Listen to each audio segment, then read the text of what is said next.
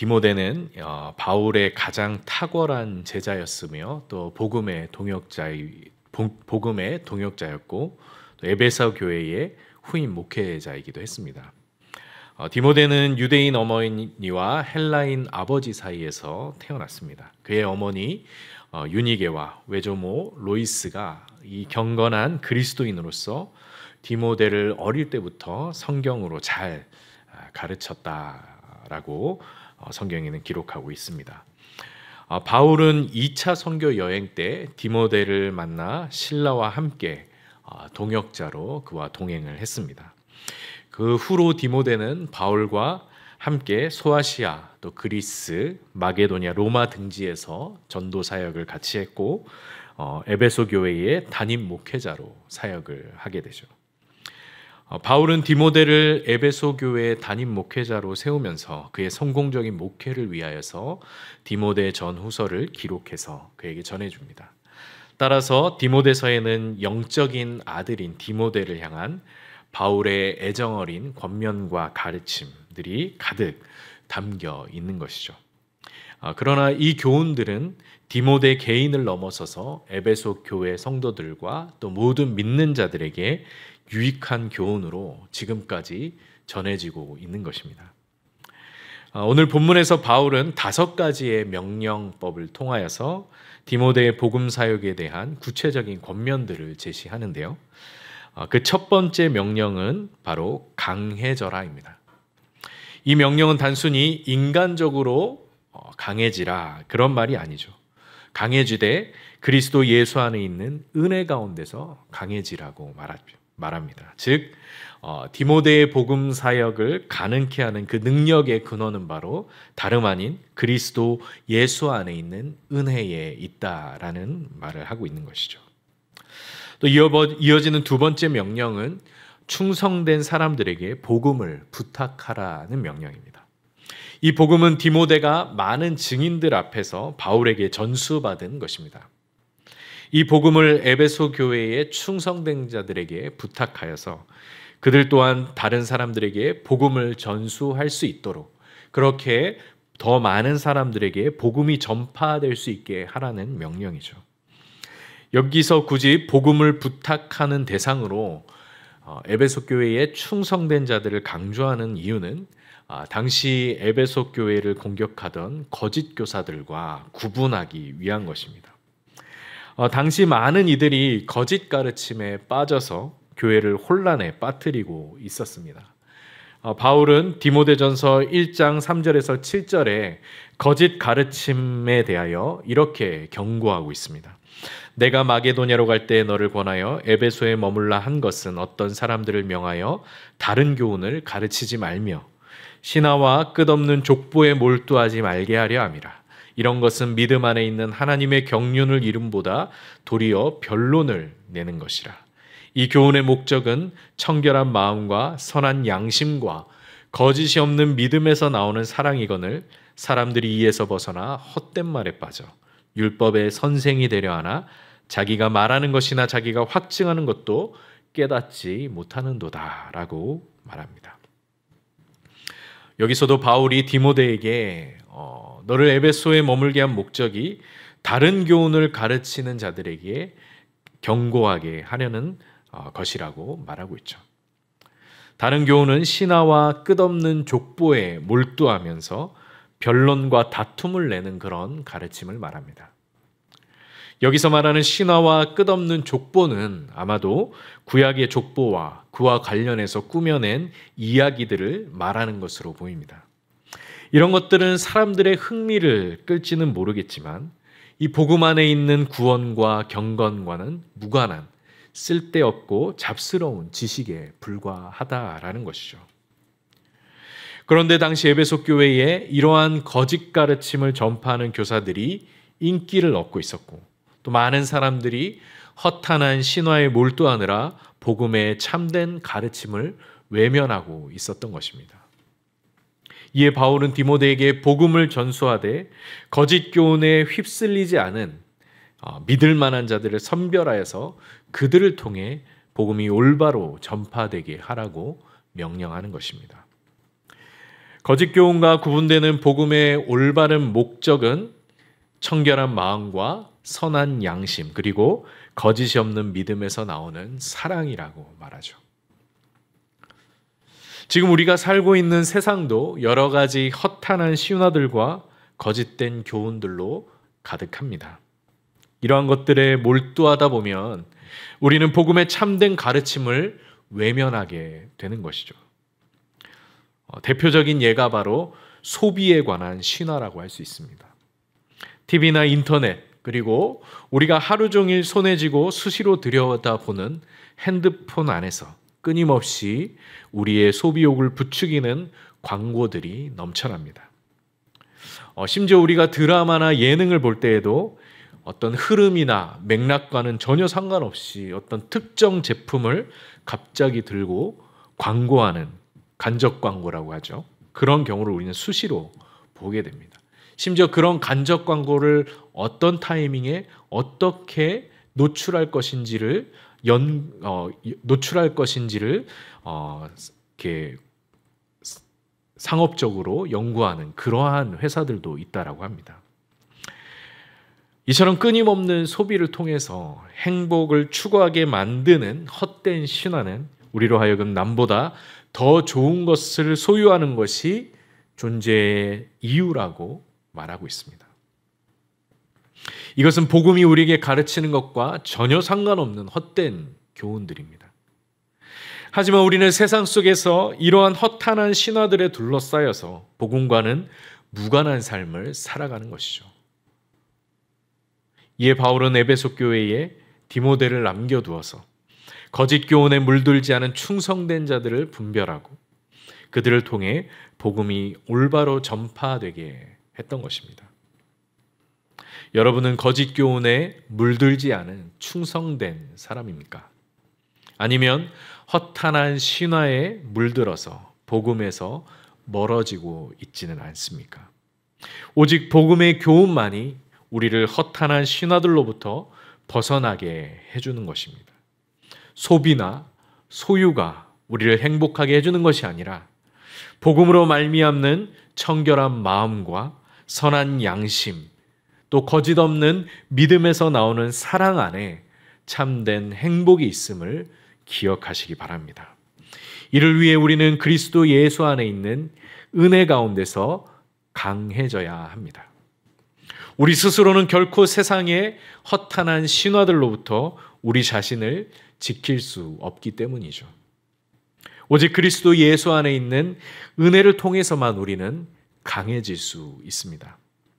그 은혜 안에 거할 때 우리는 세상의 어떤 권세도 두려워하지 않으며 죽음까지도 무릅쓰고 어떠한 고난도 견딜 수 있는 힘을 얻게 되는 것입니다. 예수님은 요한복음 16장 33절에서 세상에 남겨지게 될 제자들을 향해 이렇게 말씀하셨습니다. 이것을 너희에게 이르는 것은 너희로 내 안에서 평안을 누리게 하려 함이라. 세상에서는 너희가 환난을 당하나 담대하라. 내가 세상을 이기었노라 라고 말씀하시죠. 이 말씀을 따라 세상을 이기신 그리스도 예수 안에 있는 그 은혜를 통하여 평안을 누리며 날마다 담대함으로 복음을 전파하며 살아가시는 성도님들이 되시길 바랍니다. 본문 3절에 가면 바울의 세 번째 명령으로 나와 함께 고난을 받으라고 말합니다. 복음 때문에 감옥에 갇힌 자신을 보며 위축되지 말고 오히려 복음 사역에 더욱 매진함으로써 나와 함께 고난에 참여하라는 권면이죠. 이 명령과 관련해서 바울은 세 가지 비유를 언급하는데요. 그 첫 번째는 바로 그리스도 예수의 좋은 병사가 되라는 말입니다. 군인으로 복무하는 자는 자기 생활에 얽매이지 않습니다. 이는 자기를 군사로 부른 이를 기쁘게 하기 위함이라고 말하죠. 이처럼 군인이 전쟁을 위해 사적인 일에 얽매이지 않는 것처럼 사역자도 하나님의 일을 위하여 사사로운 일에 얽매여서는 안 된다라는 말입니다. 두 번째 비유는 육상 선수가 되라고 말하죠. 육상 선수가 아무리 빠르게 달려도 경기 규칙대로 뛰지 않으면 승리의 관을 얻을 수가 없습니다. 이와 마찬가지로 사역을 할 때에 우리가 꾀를 부린다거나 고난을 피하기 위해 꼼수를 쓰거나 세상적인 방법들을 가지고 복음을 전파하려고 애쓰는 것이 옳지 않다라고 말하죠. 오직 하나님의 말씀 안에서 또 하나님 앞에서 정직하고 성실하게 사역해야 한다라는 말입니다. 세 번째는 수고하는 농부가 되라고 말하죠. 아침 일찍 일어나 밤이 늦도록 열심히 일한 농부가 곡식을 먼저 얻는 것이 당연한 것처럼 사역자 역시 열심을 내어서 하나님께서 맡기신 일에 충성을 다할 때에 그에 따른 수확도 얻게 될 것이라 말하고 있습니다. 바울은 이러한 명령을 종합하여서 8절에서 다윗의 씨로 죽은 자 가운데서 다시 살아나신 예수 그리스도를 기억하라고 말합니다. 다윗의 씨는 사무엘하 7장 12절에서 14절에 예언된 메시아를 뜻하는 말입니다. 곧 하나님의 구원 계획을 성취하는 존재를 말하죠. 또한 죽은 자들 가운데서 살아나심은 부활을 말합니다. 예수님의 십자가 죽음이 모든 이의 죄를 사하신 것과 더불어 그분의 부활이 모든 죄와 죽음과 어둠의 권세에 대한 승리를 가져왔다라는 뜻입니다. 바울이 이 사실에 집중하는 이유는 자신이 지금 당하고 있는 이 고난과 다가올 죽음 때문입니다.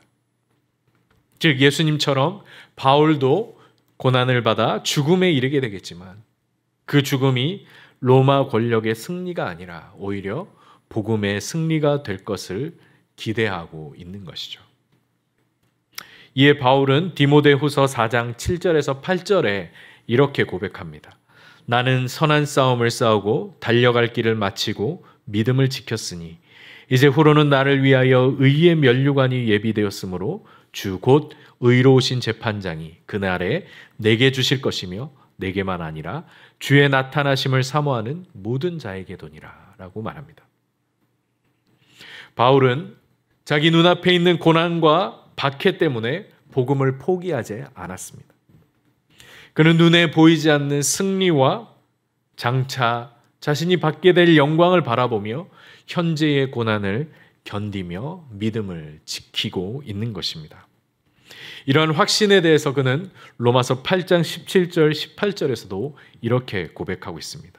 자녀이면 또한 상속자 곧 하나님의 상속자요 그리스도와 함께한 상속자니 우리가 그와 함께 영광을 받기 위하여 고난도 함께 받아야 할 것이니라. 생각하건대 현재의 고난은 장차 우리에게 나타날 영광과 비교할 수 없도다. 개역 한글에서는 좋게 비교할 수 없도다라고 되어 있습니다. 바울은 디모데도 자신과 같이 죽음에서 부활하신 예수 그리스도를 기억함으로써 눈앞의 고난과 박해를 두려워하지 말고 현재의 고난과 좋게 비교할 수 없는 장차 얻게 될 그 영광을 기대하면서 열심을 다해 사역에 매진하라고 말하는 것입니다. 그리스도의 좋은 병사로 정직한 육상 선수로 또 수고하는 농부로서 그에게 맡겨진 사명에 매진하라고 말하는 것입니다. 9절에서 바울은 자신이 죄인처럼 사슬에 매이기까지 고난을 받고 있다라고 말합니다. 그러나 이 고난은 복음을 위해 받는 고난이기에 부끄럽거나 수치스러운 일이 아닙니다. 비록 자신은 사슬에 매여 있을지라도 하나님의 복음은 매이지 않기 때문입니다. 바울은 빌립보서 1장 12절에서도 자신이 옥에 갇히고 사슬에 매인 것이 도리어 복음 전파에 진전을 가져왔음에 대하여 이렇게 고백합니다. 형제들아 내가 당한 일이 도리어 복음 전파에 진전이 된 줄을 너희가 알기를 원하노라.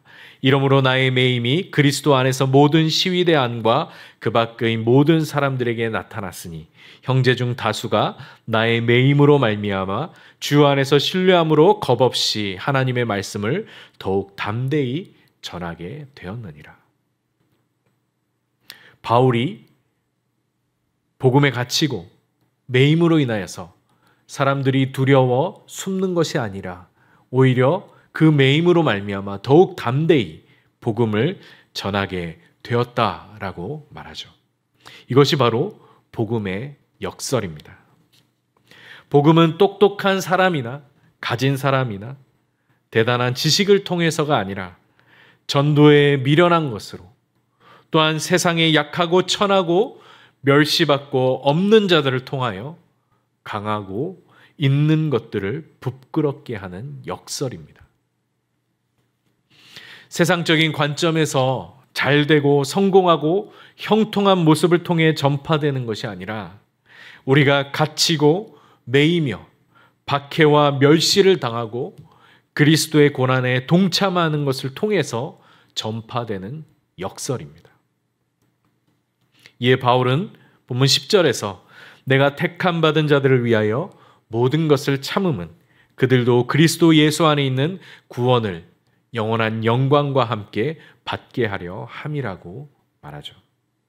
바울은 지금 자신이 겪는 고난이 개인적인 차원을 넘어서서 모든 택함 받은 자들에게 그리스도의 본을 보일 수 있는 기회라는 것을 인식하고 있는 것입니다. 이에 바울은 인내로서 현재의 고난을 견딘다라고 말하는 것이죠. 디모데 역시 자신이 보여준 그리스도의 본을 따라서 현재의 고난을 인내하되 장차 우리 앞에 나타날 영광을 소망하며 견디라고 말하는 것입니다. 또한 이것이 곧 디모데와 함께한 믿음의 형제 자매들에게도 고난을 이길 수 있는 힘이 되고 그리스도의 본이 될 것을 당부하고 있는 말입니다. 우리가 신앙생활을 하면서 겪게 되는 고난과 박해와 어려움들은 내가 혼자 겪고 있는 것 같아도 택함 받은 모든 자들과 함께 그리스도의 고난에 참여하고 있는 것입니다. 그리스도께서 십자가 고난과 죽음을 통해 부활의 영광에 이르신 것처럼 우리도 또한 그리스도의 본을 따라서 현재의 고난과 좋게 비교할 수 없는 영광을 향해 현재의 고난을 견디는 것입니다. 그러므로 우리가 지금 겪는 고난은 결코 헛된 것이 아니라는 것을, 또 혼자서 외로이 겪고 있는 것이 아님을 기억하시기 바랍니다. 현재 우리가 겪는 이 고난은 지금까지 믿음의 선배들이 걸어온 길이요, 또한 앞으로 우리 다음 세대들이 걸어가야 할 길입니다. 그러므로 우리는 그리스도의 좋은 병사로, 정직한 육상 선수로, 수고하는 농부로서 그리스도와 함께 고난을 받음으로써 심판의 날에 우리에게 약속된 의의 면류관을 받고 영광의 기쁨을 함께 누리시는 성도님들이 되시길 바랍니다. 마지막으로 11절에서 바울은 복음에 대한 자신의 확신을 전합니다. 그는 미쁘다 이 말이여 라는 감탄사와 함께 만일 우리가 주와 함께 죽었으면 또한 함께 살 것이라고 말하죠. 이는 그리스도와 함께 고난을 받고 죽음에 이르는 자는 그것이 끝이 아니요 장차 그리스도와 함께 살리심을 받고 영광에 이를 것이라는 약속을 믿는 것입니다.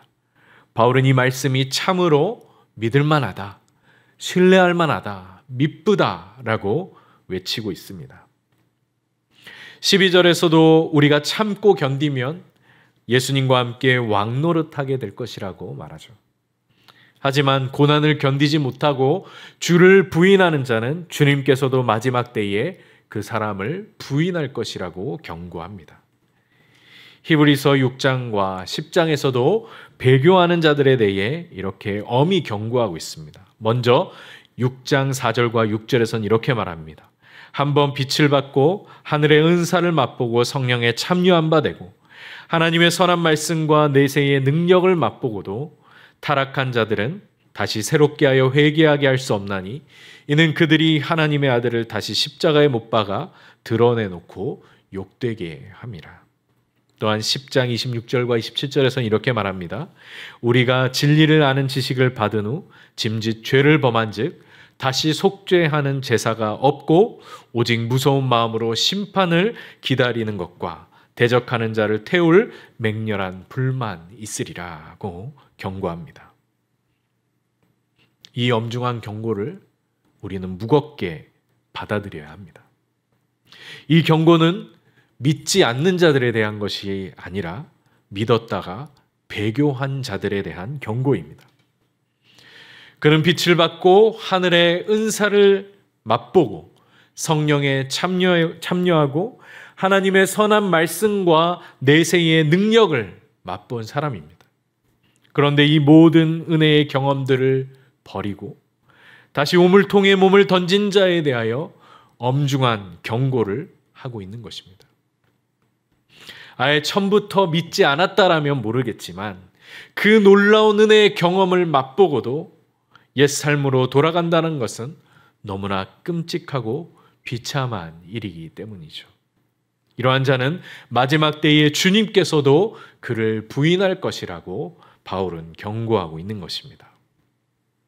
바울은 이에 대한 근거로 13절에서 우리는 믿음이 없을지라도 주는 항상 믿으시니 자기를 부인할 수 없음이라고 말합니다. 그러므로 우리는 주님을 만홀히 여겨서는 안 될 것입니다. 주님께서는 마지막 때에 이 땅에 오셔서 우리 각자가 행한 대로 심판하실 분입니다. 우리는 믿음이 없을지라도 주님은 언제나 믿으신 분이기 때문에 그분의 공의로운 심판 앞에서 우리는 입을 다물 뿐입니다. 우리 중 누구도 나는 배교하지 않으리라고 장담할 수 있는 사람은 없습니다. 베드로조차도 자기가 장담했었지만 주님을 3번 부인하지 않았습니까? 우리는 그저 주님의 은혜를 붙들 뿐입니다. 이 놀라운 은혜 경험을 하고도 마치 아무 일도 없었다는 듯 옛삶으로 떨어지지 않도록 우리를 붙들어 주시도록 오늘도 주님의 은혜를 의지하는 것입니다. 그러나 우리에겐 분명한 약속이 있습니다. 끝까지 그리스도의 고난에 동참한 자들은 마지막 때에 주님께서 다시 살리실 거라는 약속입니다. 로마서 8장 11절에서 바울은 우리 안에 계신 성령으로 말미암아 이 약속이 반드시 이루어질 것에 대해 이렇게 선언합니다. 예수를 죽은 자 가운데서 살리신 이의 영이 너희 안에 거하시면 그리스도 예수를 죽은 자 가운데서 살리신 이가 너희 안에 거하시는 그의 영으로 말미암아 너희 죽을 몸도 살리시리라고 말합니다. 이 약속의 말씀을 기억하며 오늘도 우리 안에 계시는 성령의 능력을 의지하고 그리스도 예수의 은혜 안에 거함으로 말미암아 그리스도의 좋은 군사로서 하나님께 봉사하고 정직한 육상 선수로서 우리 앞에 놓인 믿음의 경주를 힘써 달리며 수고하는 농부로서 부지런히 주의 일에 힘쓰는 자들이 되어서 마지막 때에 다 함께 의의 면류관을 받고 승리의 영광을 함께 누리는 성도님들이 되시길 바랍니다.